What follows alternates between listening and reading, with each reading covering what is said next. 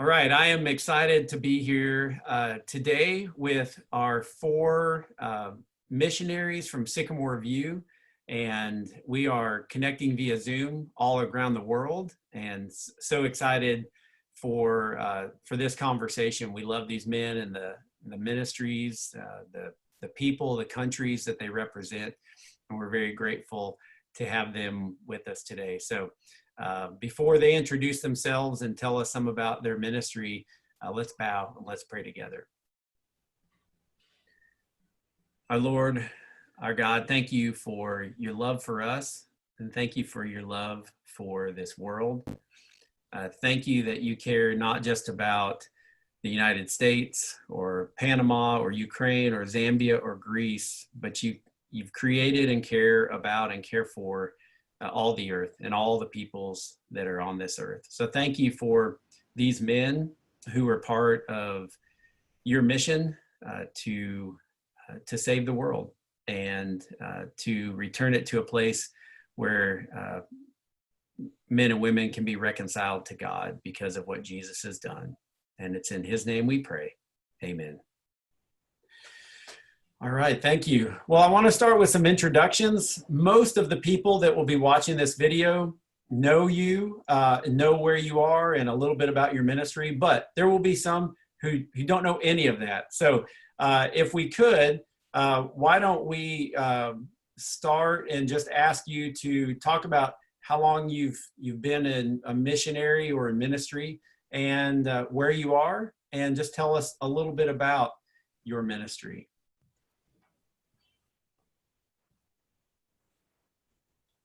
Who's speaking first? You are. Oh, me? Okay. All right. Well, the name is Dino Tzanetos, and we live and work in Athens, Greece. I've been a Christian, and my wife, of course, too, since 1978.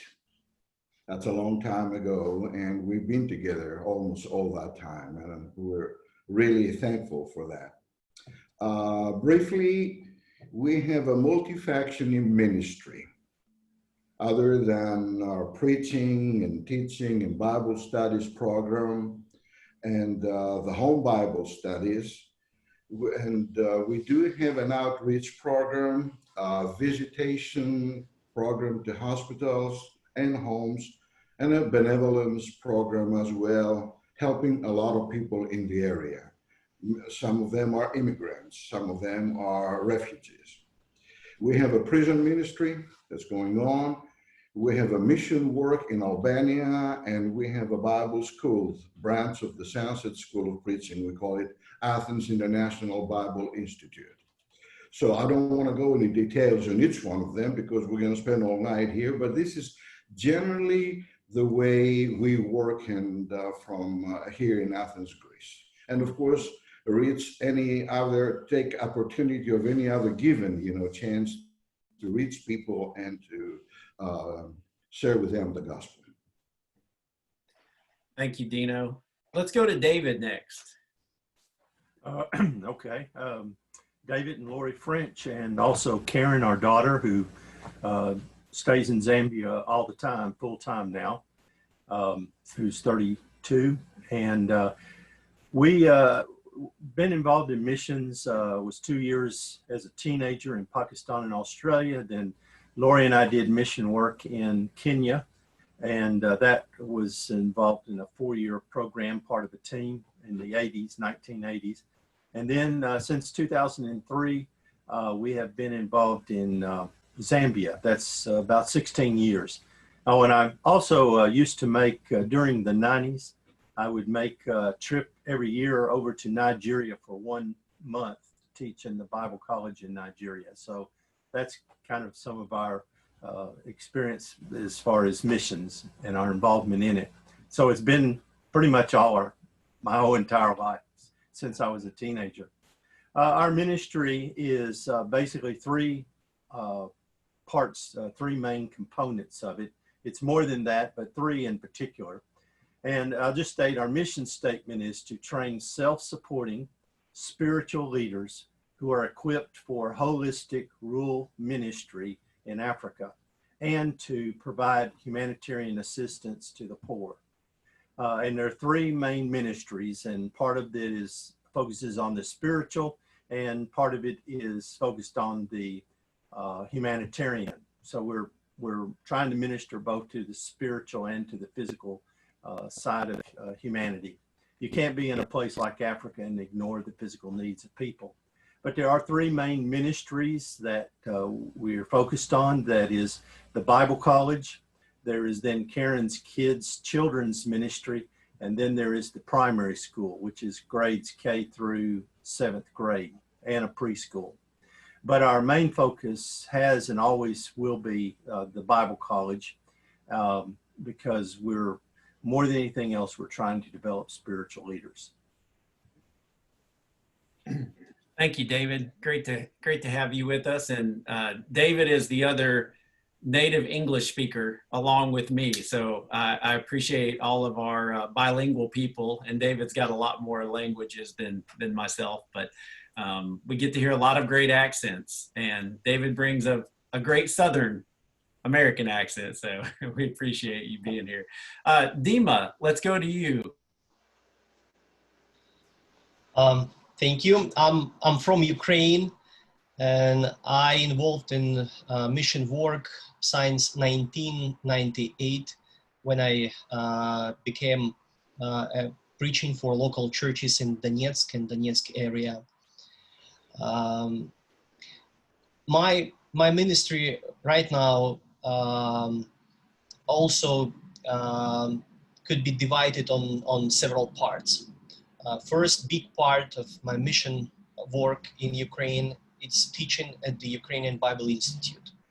We have 2 years program, and I'm teaching there. During this program, we prepare local preachers and missionaries. Also, I involved in Let's Love ministry. There are numerous different activities working with school and university students, helping refugees in Ukraine, going to the front line, working with the children and people in needs. And third part of my ministry in Ukraine, it is working with a local church. I'm a leading minister or senior minister for the City of Refugee Church of Christ in Kiev. We mainly focus in on working with youth, so some people call us youth church, and working with the local youth, providing some youth activities and try and reach them to the Lord. Thank you, Dima. And Gonzalo. Hi, my name is Gonzalo Salinas. I obeyed the gospel when I was 16 years old. At that time, I was living in San Jose, Costa Rica, Central America. And I was raised up by a single mother. During my childhood, we were homeless and without a father, and also without a fatherhood figure at home. I had struggles. I got involved in bad things. I was living in the world. My whole religious life at that time was, I was member of Catholic Church, until I went to a Church of Christ Bible study. I still remember the first time that I attended a Bible study. It was May the 8th, 1979. Before that, I never read the Bible. I never attended a Bible study. I knew that there was a book called Bible, but I never had one. 2 weeks later, I became Christian in 1979. 3 months later, the minister, which he was a American missionary, he asked me to bring a Bible lesson to the youth group, and I did. Apparently, I did it quite well because right after I finished the Bible lesson, he asked me if I wanted to preach that very same lesson to the church in the evening service that Sunday, and I did it. And that's how I felt God's calling to the preaching of the gospel. I've been preaching the gospel for 35 years now. That's I love that story, Gonzalo, and I've heard it and have some connections with it. And it's really beautiful. And tell us about the here and now. Tell us about where you are, for those who may not know, and what your ministry and church is like and involved. I am in Panama City, Panama. Panama City is almost 2 million city. My ministry is being carried out in the western side of Panama City. And my main work is planting churches. That's what I've been doing for my whole missionary career in Panama.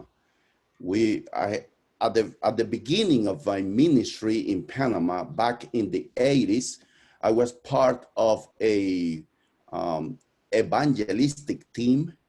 We were 7 Panamanian preachers, and all together we planted 27 congregations throughout the country.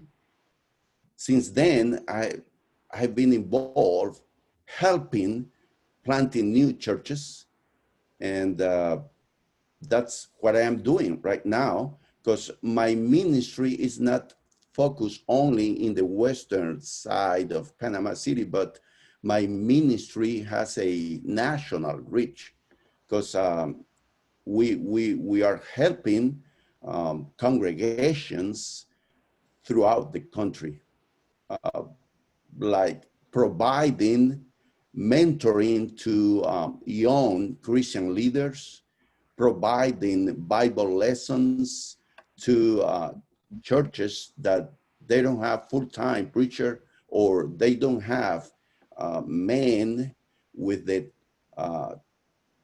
training to teach the Bible. So we are providing Bible lessons through video Bible lessons, and that's how we get connected. And they call me, and usually I go to present seminars to these congregations.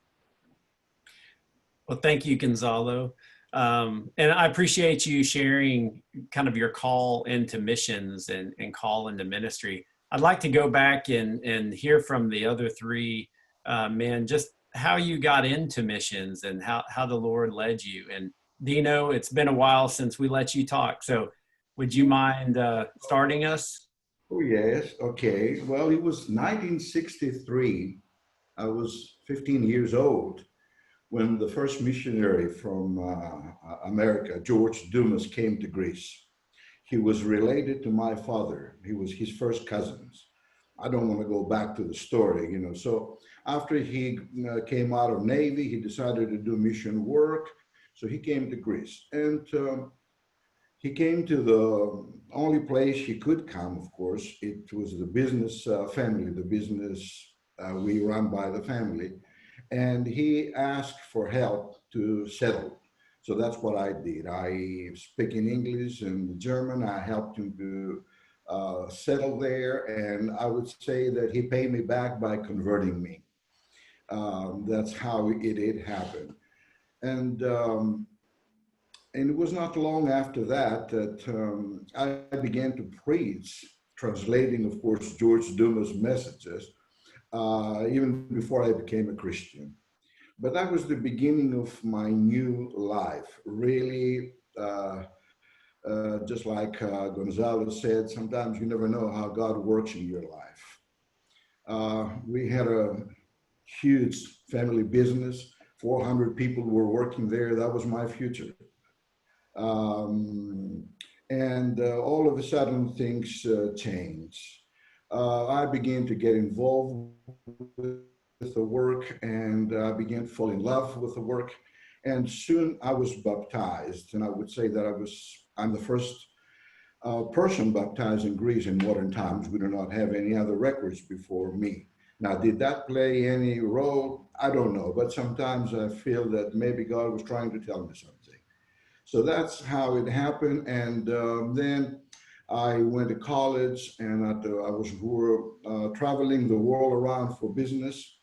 And for a period of almost 7 to 8 years, I was not attending very often church because I was not in Greece. 7 months out of a year, I was traveling around the world.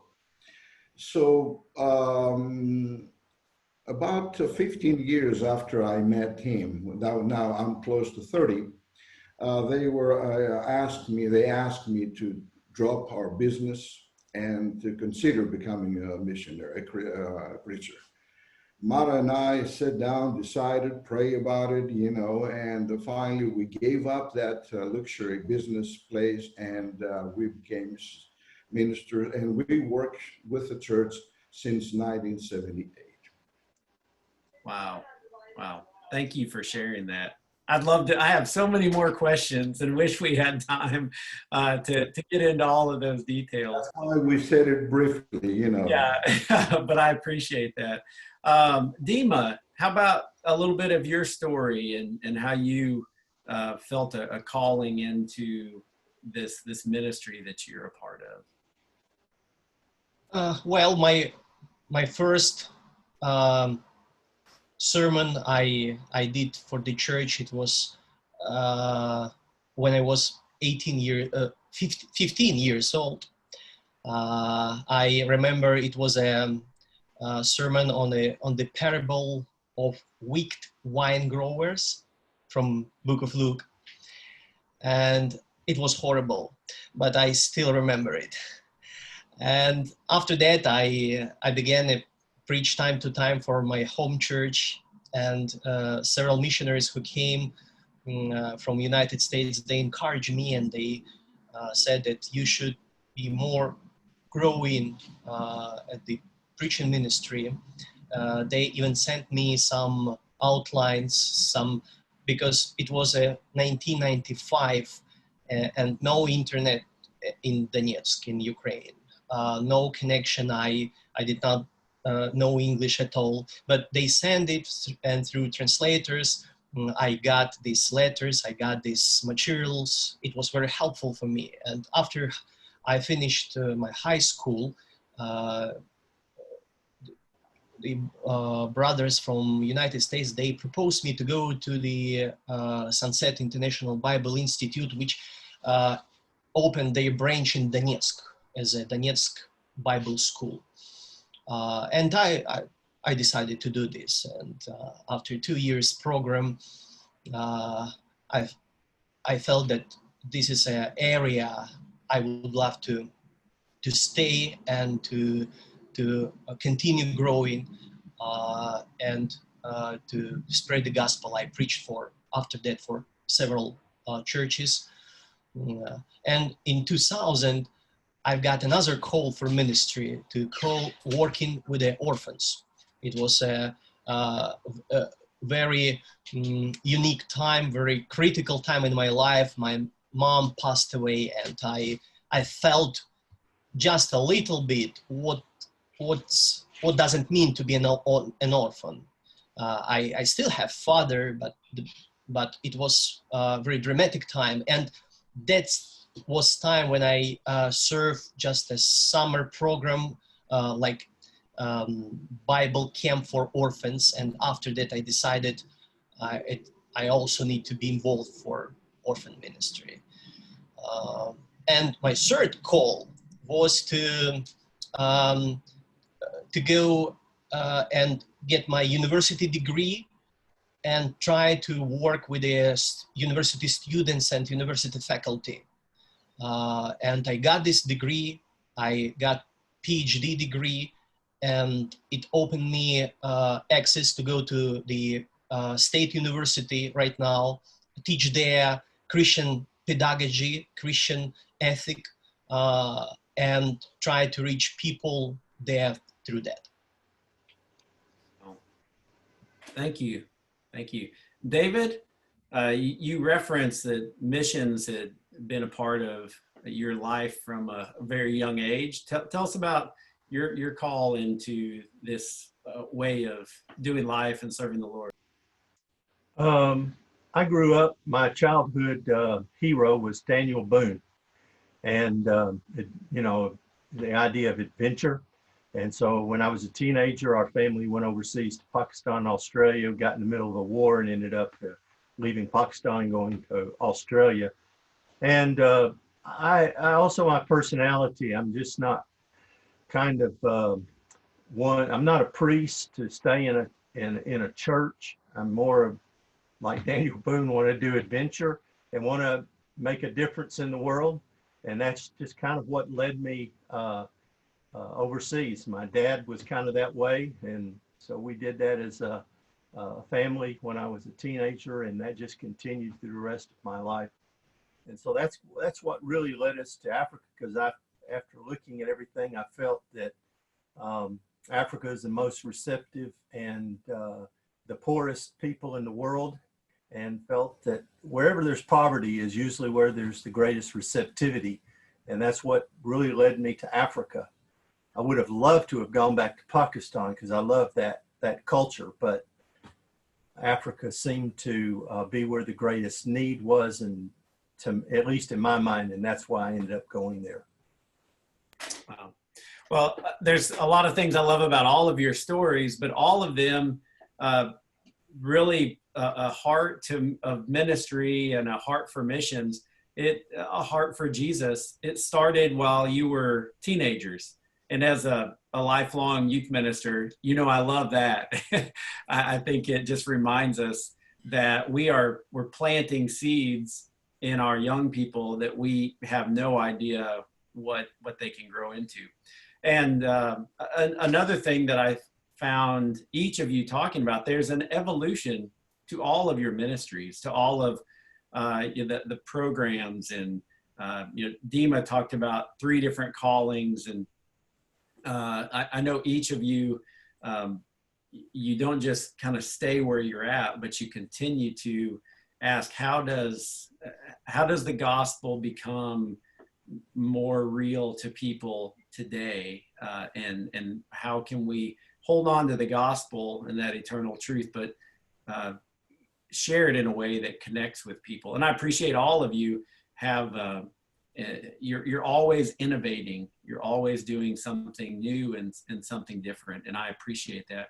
Hey, before we get too much into some specifics of your ministry, as a minister, I know family is crucially important into supporting you and to being a part of your ministry.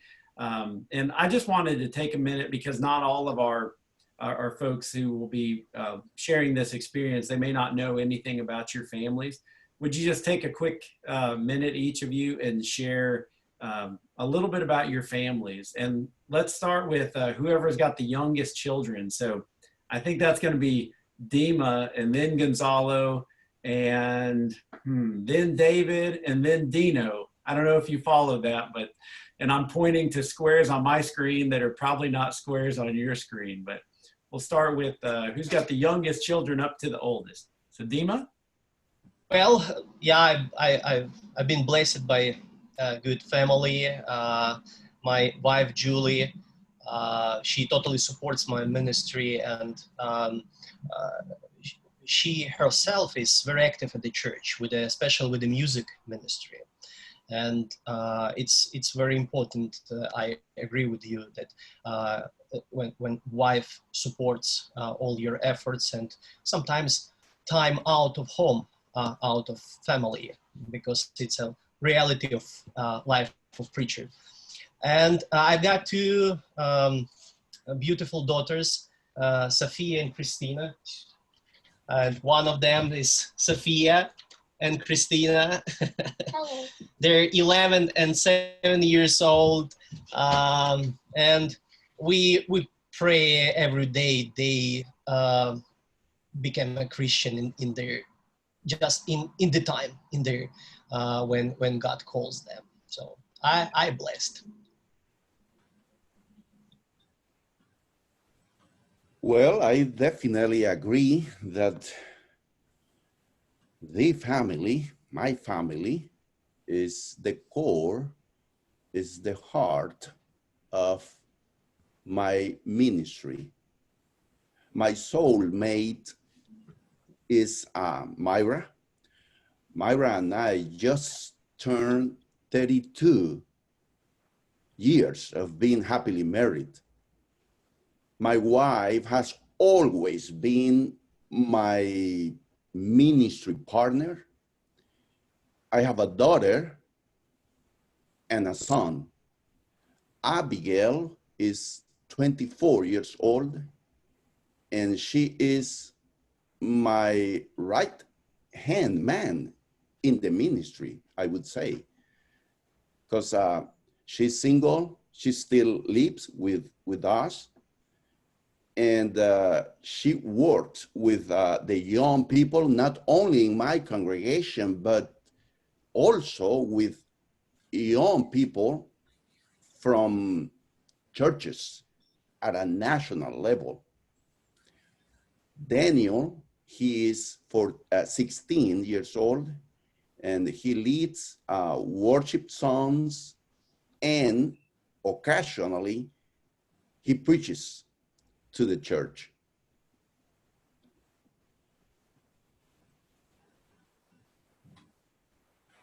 I guess I'm next.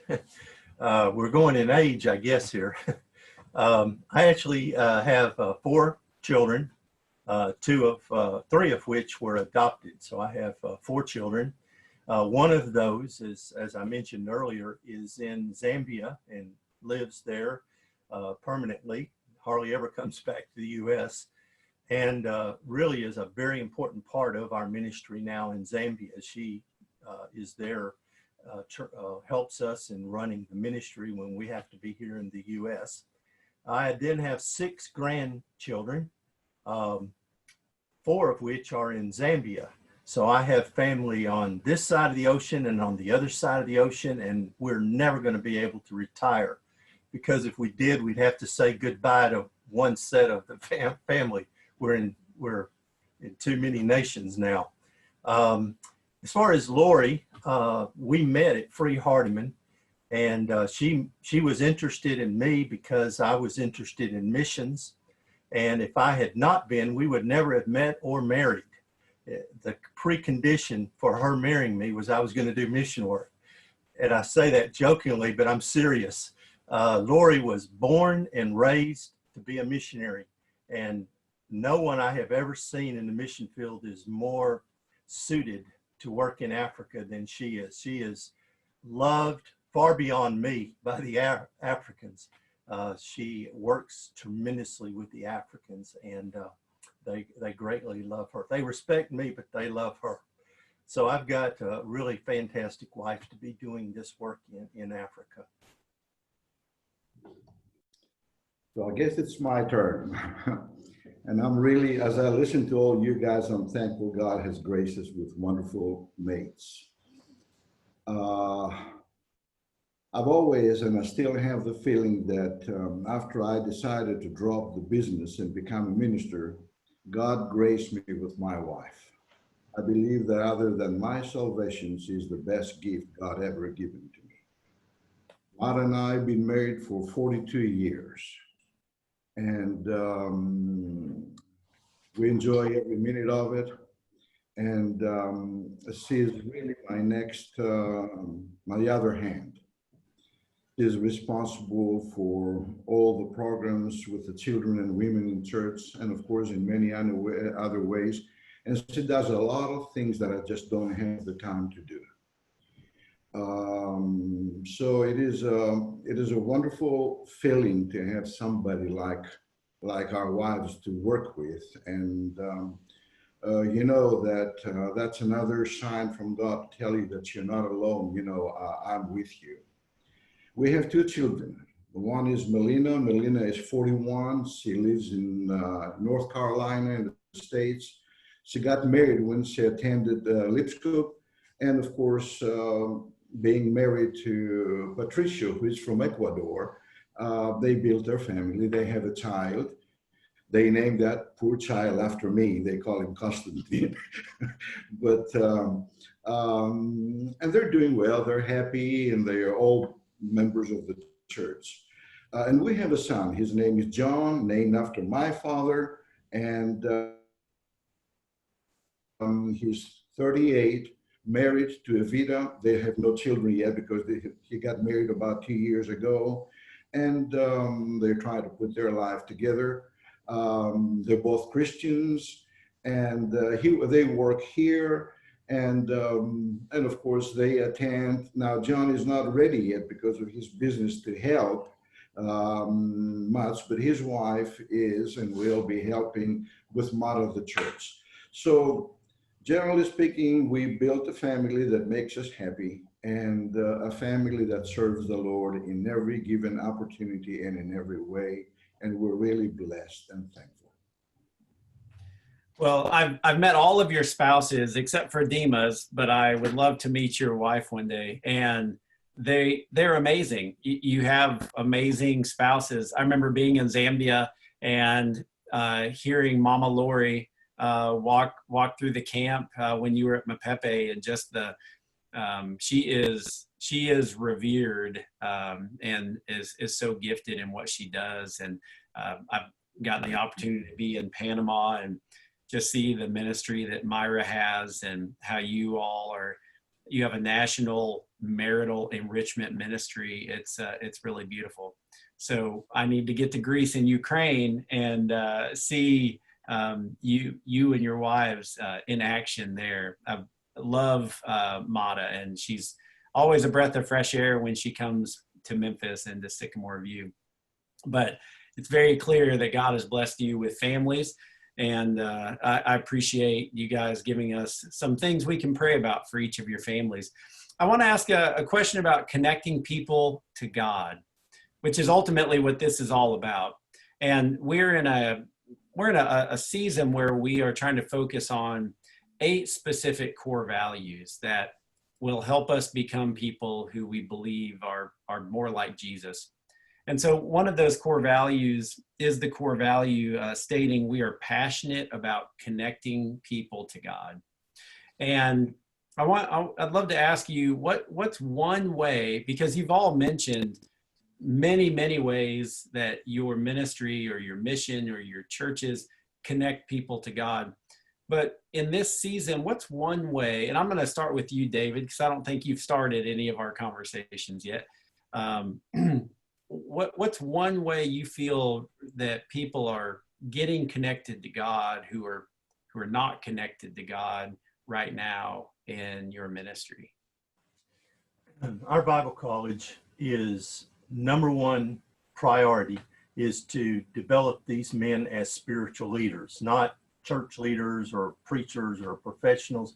It is to develop them spiritually. That is very much the top priority and the focus of our ministry. And we have designed our whole entire program as to how in African culture, not in American culture, but how in Africa do you go about developing people spiritually. And so I have delved very deeply into the whole subject of spiritual formation. We have developed a program in Zambia that right now has 7 components that we think help do this. And I don't have time to go through the 7 components, It's more than just Bible, although knowing the Word of God is important. But, you know, a lot of schools, it's all about academics, and it is head knowledge and information. Now, that's just one of the 7 components. We have the practical application, the devotional worship side, and community building, and other aspects, 7 components that we have designed our program to help these men develop spiritually. And it has taken us a long time to perfect that, but it seems like in the last 2 or 3 years, we really have begun to, I don't want to say master that, but to perfect it to the point that we're now seeing tremendous progress in our students and their spiritual development, because Christianity in Zambia is very superficial. It is a lot about the health, wealth, and success gospel. And, you know, if I go to church and throw some money in the collection, God's going to bless me, but it doesn't affect the way they live or the way they treat their wife. So we're really trying to develop spiritual men who will be able to go out and make disciples of the people in the churches. So this is very much our #1 priority. Thank you, David. Gonzalo, how are you seeing people getting connected to God in your ministry right now? Well, first of all, I try to live as a disciple of Jesus. I think that showing them how a Christian lives in this world, that's my best way, I think, to get connected people to God. Secondly, I do my best teaching them on how they can get connected through obeying biblical principles. And this is important, taking care of the needs. I think that the Christian love has to be shown serving others. And doing this is how I try to get people connected with God. Thank you. Dino, I think you're muted, Dino. Yeah, well, it's not an easy answer because we try so many things in our preaching and teaching as we serve God. Of course, preaching and teaching in schools, they all have an ultimate goal to bring people to Christ and build the church. That's the #1 thing, okay? It's not only to educate people. Ancient Greeks used to say, you cannot give something you don't have. And therefore, in order for us to bring people, to connect people to God, we have to give them something. One of them, maybe the #1, I would say, it is knowledge.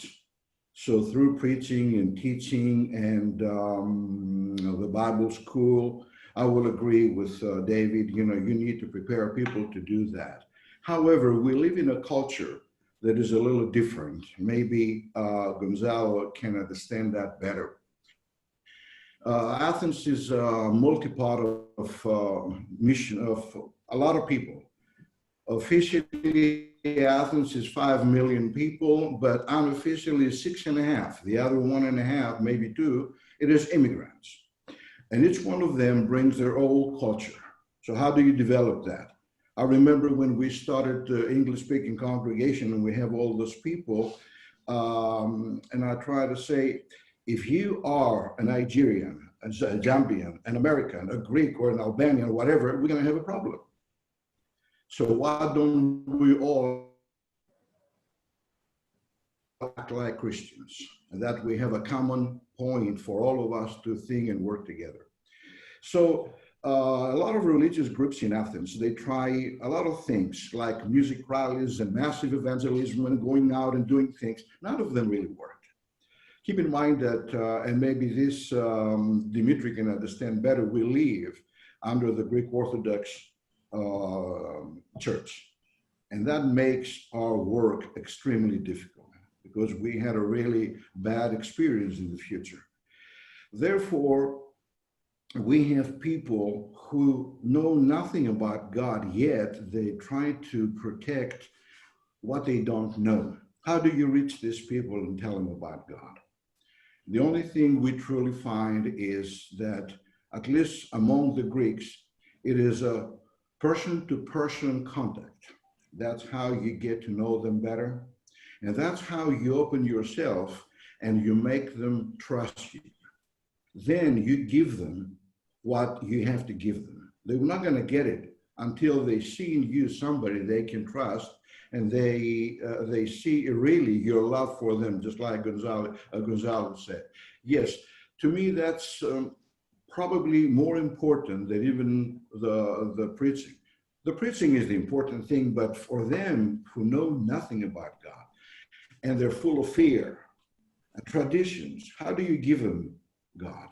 So you just come close to them, you love them, you show them what real Christian life is. And when they trust you, then they'll open themselves and their minds and they let you deliver the message. Will they accept it immediately? That's something you don't know.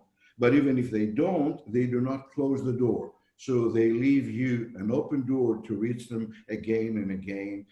So they will understand what we're doing for them.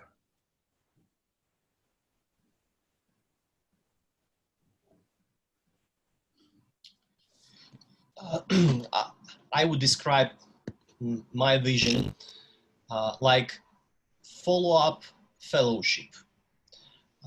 And it concerns both church members and non-Christians. For example, in our church, I very often use the phrase "call for a cup of coffee." So, and I very often, several times a week, call somebody from church if I see they need some time, just sit face to face in private conversation, and try to fellowship with them. For non-Christians, for example, we are not allowed to preach the gospel in schools, public schools and universities. So because of that, we starting a community youth club. It is out of school at the university area, where we have more freedom to first build relationship with them, and after this relationship, fellowship to spread the gospel. So follow-up fellowship, this is the way for us, for me. Thank you each for sharing. It's fascinating to see how the gospel takes on a little bit different methodology in each of your contexts, but it always comes down to a relationship. And for those of us who are filled with the Spirit of Christ, being able to build relationships and trust and serve and love others. So thank you. Let me ask about obstacles in your ministry or obstacles to your ministry. All of us, even though we're in different different countries, all of us are in a pandemic together. So we have that in common, and that affects all of us in different ways. And we've all had to adjust to what a new normal is. And maybe COVID-19 has been an obstacle and an opportunity, but I'm curious, just in this season of ministry, and most of us have heard, we kind of heard from each of you last fall in preparation for our 316 offering at Sycamore View. But in the last 6 months, or in this year of 2020, what have been a couple of the obstacles that you've had to overcome, or you're attempting to overcome to have a successful ministry? And Dima, we ended with you. Why don't we go back in reverse order, and we'll go Dima, Dino, David, and Gonzalo. Well, Ukraine got critical influence of communists during a long period. And unfortunately, our society is still having this influence in their mind. during the Soviet Union times, authorities, they told scary stories about church to people in schools, out of schools, that people at the church, they will take off your home or will take off your entrails, or they will not allow you to show to watch TV or go to the cinema, and etc. And we still have a lot of people, especially 40 plus, who live at that times, and they still remember these scary stories. So this memory creates a lot of problems in communication between people and our missionaries, and when we spread the gospel. And another way, I agree with Dino that Ukraine is also under Orthodox Church influence, a huge huge influence, especially right now during the beginning 2013 when war started in Ukraine. A lot of people still under influence of Moscow Orthodox Church, and this church, it's extremely conservative, closing church, and they don't recognize nobody except they are. And they teach this idea people in the streets and in their temple. And when you try to preach the gospel or share with your faith, they immediately remember all these another scary stories from Orthodox priests, that this is church, this is sectarians from United States, from capitalists and everything. So they're false teachers and etc. So this is on the other hand, it's much easier right now to work with youth because they're free from all these ideas, all of this philosophy, but with them and other problems. Thank you, Dima. Dino, how about you in Greece? You mentioned a minute ago about 2020 and the COVID issue and how that might affect. To me, at least, this is the least of my worry. This is something that came and will go away. Our main obstacle is, and again, I would say, I would agree with Dima, is the mentality of the Greek people. And what I mean is this. In the beginning of our work here in Greece, we have a very severe persecution by the government, and mainly by the Greek Orthodox Church, to the point that we were not allowed to do anything outside the building, otherwise we would be in problems. I remember in my early years, we took a tract translated in Greek, "What is the Church of Christ?" And we went to the country to give it to people. Well, in one of those villages, we were arrested, George and me, and we were put in prison for 3 days, waiting for the judge to come. Well, that worked out finally. The judge did our job because he had to read the tract to find something that was against the Greek Orthodox Church, and there was nothing in it, but at least he preached it for us, and that was the good thing. And then we had a lot of persecution even in Athens. All the ladies of our neighbor will bring their dogs to poo-poo in front of church building every Sunday morning. They believed they did a God service. And then they circulated big posters, just like a door size, that the Jehovah's Witness and the Church of Christ people are Greek enemies. They shouldn't be here. They shouldn't be allowed to work or to have any rights. Kill them. Well, with all this, of course, you don't have people come to attend your services, because people were scared. But that went away through the years. What remained and is still an obstacle, it is their mentality. They were brought to be religious people full with superstitions and traditions. They have no knowledge of God, but just like I said before, they defend something they don't know. So it is not easy to reach these people. They don't really care much because in their mind, they develop two ideas. One is God is responsible for all calamities. And if he's there and he is the one who says who I am, then why is he doing something? And then the other is, and that's part of the Greek Orthodox teaching, is that God is a servant, is a healer, is a provider. I mean, you ask God and he'll give you. And of course, since God is not operating this way, their mentality is he creates problems. He is not helping us. Why should I go to God? Who needs God like this? Therefore, that still is our biggest obstacle, I would say. And that's why I mentioned earlier that love and trust and strong relationship, it is the only thing to fight this obstacle and open their mind and their heart, okay? Even when I got married with Mara, our people didn't come to our wedding.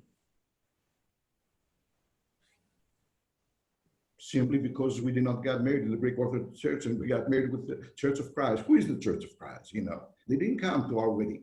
Now that really hurt. So you need to understand that we work under this mentality. It's not easy to unroot, but you have to find ways to fight with it and work with it, not fight, but work with it and make these people trust you. So like I said, they can hear your story.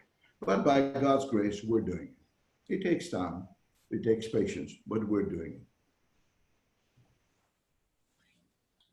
Okay, I think I'm next. I think the coronavirus for Lori and I personally has been a real obstacle this year because traveling is so much a part of what we do. We can't visit we have 72 churches that help support this ministry, and we can't visit any of them this year. And we can't even get to Zambia right now. The airlines, we had our tickets canceled in July, and Zambia shut down their borders. So this kind of been a messed up year for Lori and I personally. However, this hasn't affected our ministry or our operations in Zambia at all. In fact, we have a great staff now that's doing a fantastic job. And, you know, knock on wood, I almost hate to say this, but really the oppositions that we're having in Zambia are the least that we've ever had. Our ministry is now flourishing in Zambia. I feel very good about what's going on there with our staff and the success that we're having with every dimension of our ministry. It just seems to be getting better and better. I would say our biggest obstacle is what to do about the suffering and the poverty of the Zambian people. I always was so focused on the Bible college and getting it running and really figuring out how to develop spiritual leadership that I wasn't paying that much attention to the poverty and the suffering. But now that the Bible college and the ministry is now functioning and running so well, it's what is surfaced now to me is the incredible level of poverty and suffering. And the coronavirus has really messed up the Zambian economy this year. The UN is telling us that the number of people living in extreme poverty in Africa is expected to double this year. The kwacha is just falling like a rock this year because the economy, Zambia is deeply in debt and can't even pay the interest on their loans right now. And I'm just seeing all around and hearing stories about how much the people and even our staff on our campus, we can't pay them enough that the prices keep going up. And so I'm really concerned about that side of our ministry now. What is our response as Christians to this incredible level of suffering and poverty? I almost feel guilty to be an American these days living in this country. So I think that kind of has to do with the financial side because we're trying to raise money right now and we can't really do it because we can't visit churches, but we're really needing to raise money to hire more teachers for our primary school. We've just doubled the number of classrooms that we have in our primary school, but we've got to hire more teachers. And then with the baby house or the we call it the baby house, but it's the care facility with Karen's kids. We built this a house that can hold up to 30 children, but we're going to have to raise money to hire about 8 women to work in that baby house because it has to operate around the clock. And so you got all these children, and you hear these stories of children dying, and I think that is the thing that's really our greatest obstacle now, is just what is our responsibility as Christians to respond to the poverty and suffering of people in Zambia. That I just add that really bothers me more than anything else these days, is just my conscience. I wake up at night worrying about this. I got to figure out a way to do better on this score. Thank you, David. We appreciate your heart and compassion on that. Okay. Since the second week of March, the Panamanian government put everybody in quarantine. We weren't allowed to go outside for months. And this strict quarantine put light in the lack of access to internet to people. What I mean is that it's unbelievable that Panama that has global connection, because we have in Panama the largest banking center, international center for Latin America. Panama is a commercial hub, and we do have global class internet, but the thing is that there are some areas where people, they don't have access to internet. And we realized that only 30% of people, 30% of Panamanians population have a laptop. 70% of population own cell phone. Is the only device they have at home to get connected to internet. And in my congregation, it is the same situation. Since schools were shut down, they were receiving or attending school, virtual school. And if in a home there are 4 students and they have only one cell phone at home, how can they attend, the 4 of them attend classes? Secondly, we realize that most of people, they don't have Wi-Fi at home. What they do have is they have prepaid car phones. And prepaid internet is more expensive than having a contract, and it's more expensive, and the access is slower to internet. So I lost connection with congregations in the countryside because they don't have internet. If they have, there are certain points in the towns where they have to go to get connection to internet. So this is an obstacle that we have right now due to this pandemic. But I think that my biggest obstacle in ministry is not having a partner by my side working full-time with me in ministry, because there is a lot of work and I just can't handle so many responsibilities. So I like to have a partner by my side working full-time. I think this is my main obstacle right now. So are you interested in any of us coming and being your partner? Let's raise your hand if you want to go to Panama. Hey, Dima's in. There you go. Well, thank you, Gonzalo, for sharing those obstacles. And I'm not trying to make light of them. I don't want to learn Spanish. I don't want to have to learn Spanish. I'm too old for that. that would be an obstacle. That would be an obstacle for sure.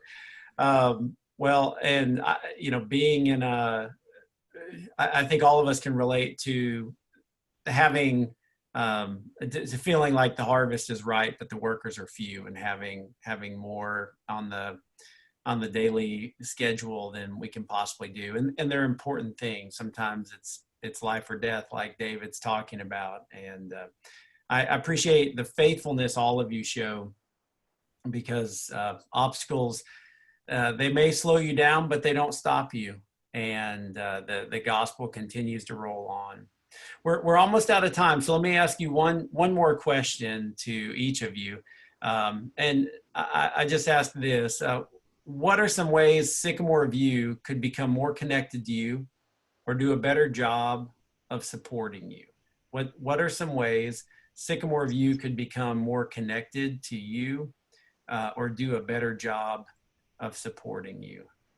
And I'll just leave it open. I don't have an order in mind, so whoever feels ready to answer that, go for it.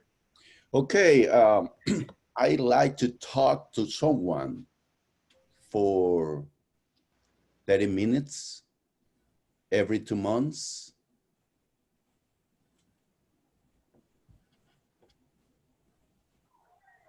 All right, short and sweet, thank you. Somebody else?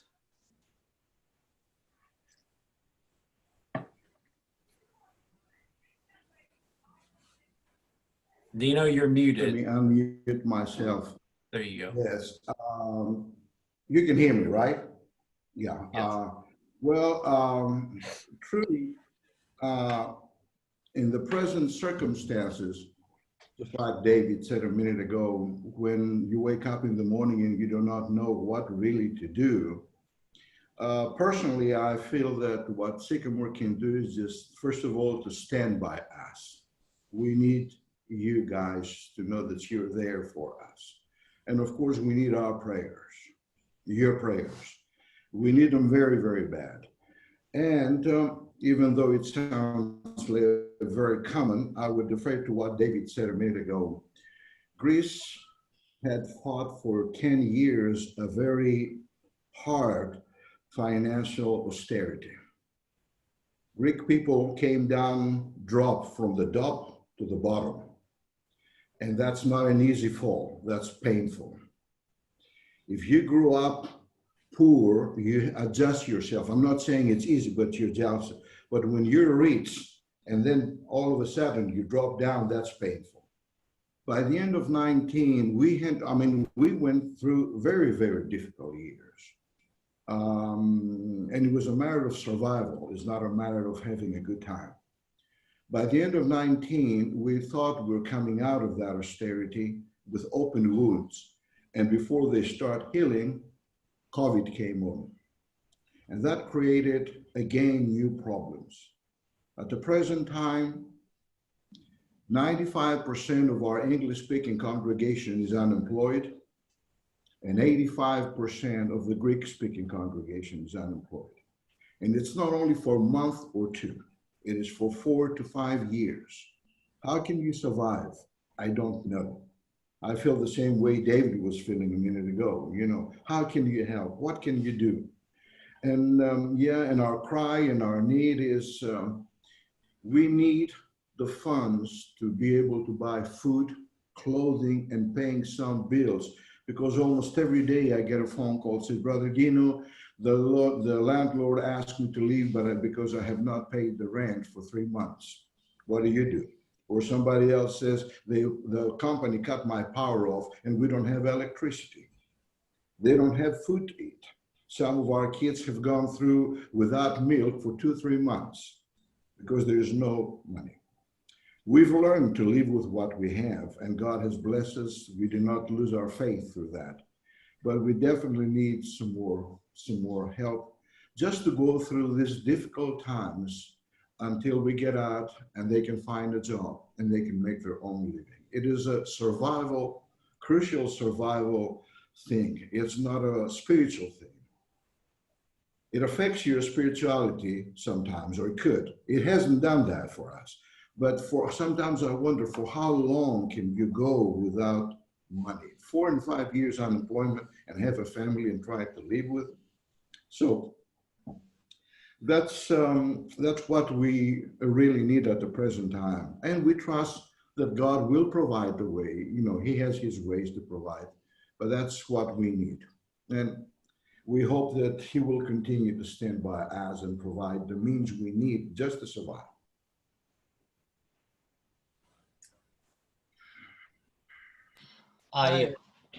Go ahead. I would say that, and all guys agree with me, that we really appreciate what Sycamore View Church does right now. And we definitely believe that you're staying prayerfully with us, and we appreciate your support. And always, we can find better ways. It is always. And I would say that I agree with Gonzalez that would be great. For example, tonight, it's fantastic, encouraging for myself to see all of you guys, to listen to great stories. So if we can make this meeting with the church members time to time, just maybe once in 2-3 months, or you can plug us to the church service, and we can, of course, you've got streaming on a Facebook. But anyway, there are a lot of ways we can feel that we're still a part of church family. This is one thing. And another thing, I agree with Dino, and would say any of our countries is a countries of great opportunities and some needs. So I would say that it will be good if church shepherds would learn more our proposition, how the church can be involved by resources, by financially, in some new ways, what we describe, what we find out in our countries. It will be great if we can share these new needs, and shepherds could learn it and make some decisions. It will help us as well. I think it is really difficult for folks in the U.S. to really understand and connect to ministries over in these different countries. It is hard to get a feel for it, to meet the people, or to see the extreme poverty and suffering that is going on. And the only way to really do that is for people to make a personal trip. The problem is while folks can probably get down to Panama, getting down to Zambia is really difficult, expensive.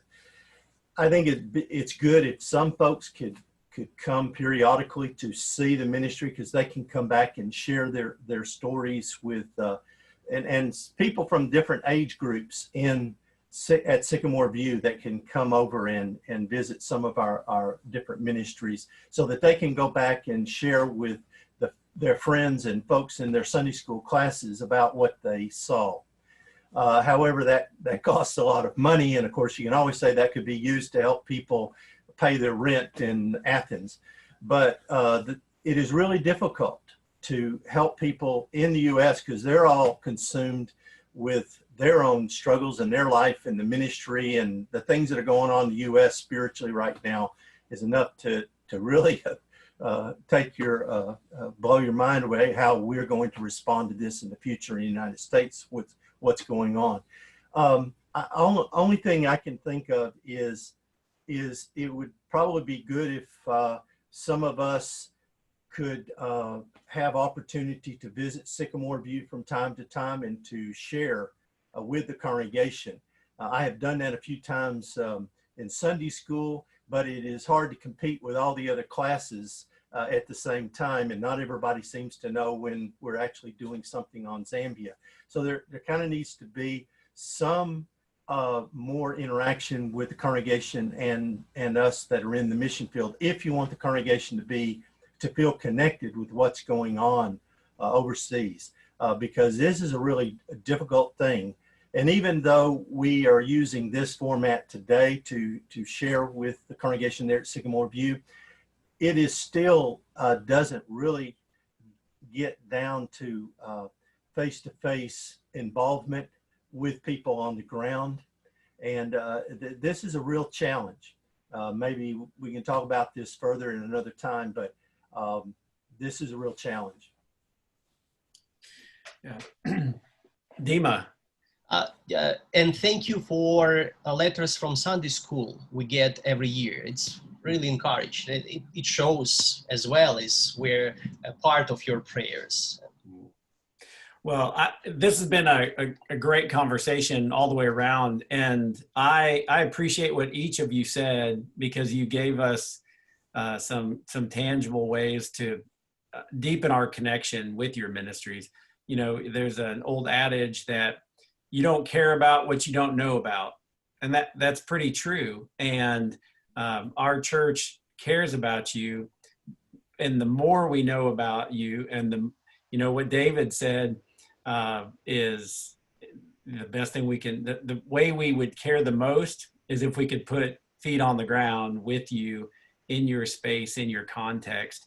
And that's not going to happen in the next few months, obviously, but ultimately, my perspective has been changed of both Zambia and Panama because I've been able to visit there, and it makes an incredible impact on how you see things. So this has been a good, helpful, healthy conversation. In this last piece, I think you've given us some really specific things that we as a church need to take seriously and we need to grow in. So I'm very thankful for you. I'm gonna get to the end of our recording now, and I just want to express my gratitude on behalf of our church, of our shepherds, of our ministers. We appreciate the leaders that you are. We appreciate the servants that you are. We appreciate the sacrifices that you continue to make. And we appreciate your patience with us as a church when we may not be who we need to be. And we also appreciate your gratitude that you continue to express to me and to others for the way we get to partner. You make our church stronger, and we look forward to a lot more years serving the Lord together. So give us a good wave. Don't forget that you are the wind beneath our wings, okay? The wind beneath our wings, a famous Greek song. And if you want to come, don't make it for one day only. All right. Thank you so much. I love to the brethren, and a big thank you for all that you guys do for us.